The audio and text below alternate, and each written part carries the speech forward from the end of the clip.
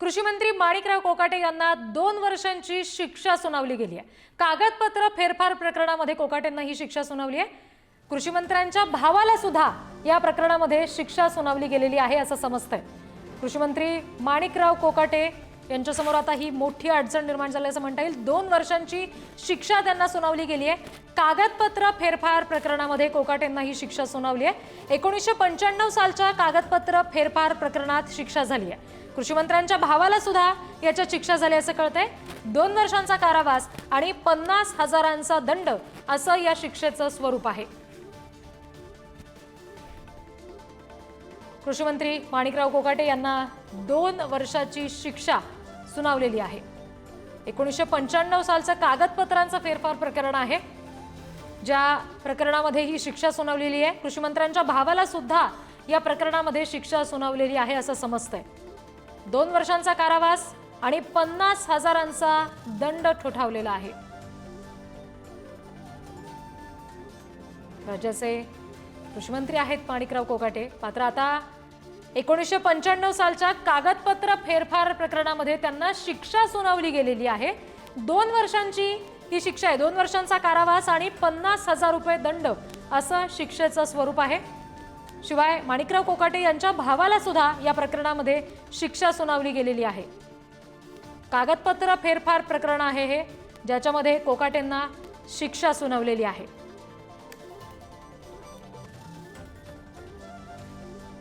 राज्याच्या मंत्रिमंडळामध्ये माणिकराव कोकाटे आहेत, कृषी मंत्री आहेत राज्याचे, आणि अशा पदावर ते कार्यरत असताना त्यांना अशा पद्धतीनं 2 वर्षाचा कारावास सुनावला जातोय, शिक्षा सुनावली जाते। कागदपत्र फेरफार प्रकरण आहे हे। 1995 सालच्या कागदपत्र फेरफार प्रकरणामध्ये ही शिक्षा झाली आहे। कृषी मंत्र्यांच्या भावाला सुद्धा याच्यामध्ये शिक्षा सुनावली गेली असं कळतंय। कागदपत्र फेरफार केल्याप्रकरणी 2 वर्षांचा कारावास आणि 50,000 रुपयाचा दंड ठोठावला गेलेला आहे। अत्यंत गंभीर बातमी। आणखी तपशील घेऊयात, प्रतिनिधी किरण ताजणे आपल्याशी जोडले गेलेले आहेत त्यांच्याकडून। किरण, आणखी काय तपशील आहेत याबाबत? खरं तर माणिकराव कोकाटे अडचणीत सापडलेले आहेत। जवळपास 2 वर्षांची शिक्षा त्यांना सुनावण्यात आलेली आहे।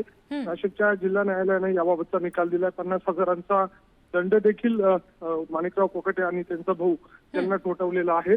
त्यांच्या विरोधामध्ये गुन्हा दाखल होता। 1995 ते 97 दरम्यानचं हे प्रकरण आहे।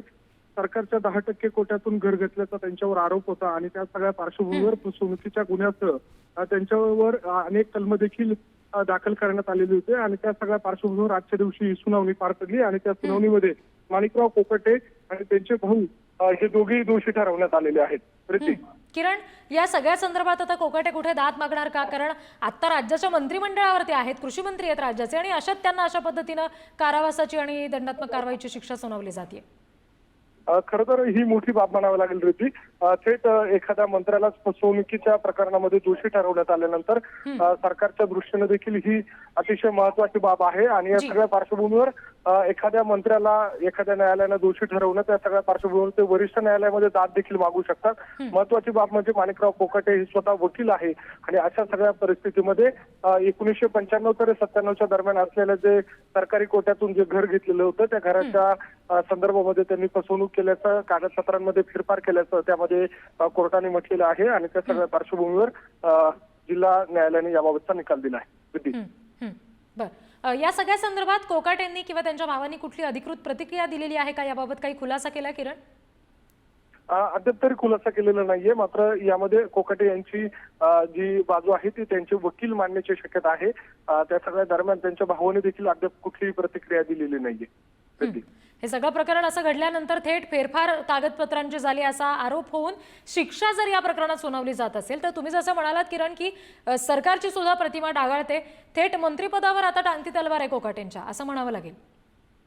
अगदी खरं। या सगळ्या पार्श्वभूमीवर विरोधी पक्षातील अनेक नेते सुद्धा या सगळ्या संदर्भामध्ये एखाद्या मंत्र्याला दोषी ठरवल्यानंतर त्यांचा राजीनामा मागण्याची शक्यता नाकारता येत नाहीये आणि अनेकदा आपण जर बघितलेलं आहे तर मुख्यमंत्री देवेंद्र फडणवीस हे जर कुठल्याही नेत्याच्या संदर्भामध्ये किंवा एखाद्या मंत्र्याच्या संदर्भामध्ये जर अशा स्वरूपाचा गुन्हा जर दाखल झालेला असेल तर ते स्वतः यामध्ये दखल घेऊ शकतात.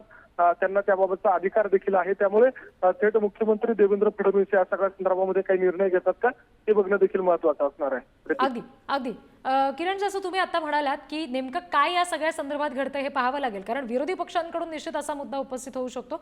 आपल्याला माहिती आहे की यापूर्वी केदार यांच्या बाबतीत सुद्धा असं झालं होतं. आमदारकीच्या सुद्धा आता टांगती तलवारच आहे, ते सुद्धा पद जाऊ शकतं असंही म्हणावं लागेल. आमदारकी सुद्धा धोक्यात आहे कोकाटेंची. म्हणजे अगदी खरं आहे. सरकारी कोट्यातून घर घेणं आणि त्यामध्ये कागदपत्रांमध्ये फेरफार करून त्याचा लाभ घेणं ही एखाद्या लोकप्रतिनिधींसाठी किंवा मंत्र्यांसाठी नक्कीच एक मोठी त्यांच्या दृष्टीने बाब म्हणावी लागेल. आणि त्या सगळ्या कारवाईच्या दरम्यान एक महत्वाचा मुद्दा देखील तो होऊ शकतो.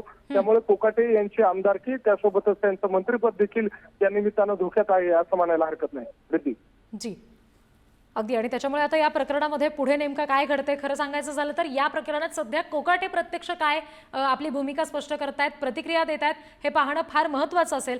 कारण राज्याच्या मंत्रिमंडळामध्ये माणिकराव कोकाटे आहेत, कृषी मंत्री आहेत सध्या राज्याचे. आणि अशा परिस्थितीत म्हणजे ते मंत्रिपदावर असताना त्यांच्यावर असा आरोप होणं कागदपत्रांच्या फेरफारी संदर्भातला, त्यात त्यांना शिक्षा सुनावली जाणं ही फार गंभीर बाब आहे. आता या प्रकरणामध्ये पुढे नेमकं काय घडतंय, कोकाटे यांच्या मंत्रिपदासंदर्भात, आमदारकी संदर्भात काय नेमकं होतं हे पाहावं लागेल. सरकारच्या 10% कोट्यातून घर घेतल्याचा आरोप हा कोकाटे यांच्यावर झालेला आहे आणि त्या कागदपत्रांमध्ये त्यांनी फेरफार केली असा आरोप आहे. याच प्रकरणामध्ये त्यांना शिक्षा सुनावली गेलेली आहे आणि 2 वर्षांचा कारावास आणि 50,000चा दंड असं या शिक्षेचं स्वरूप आहे.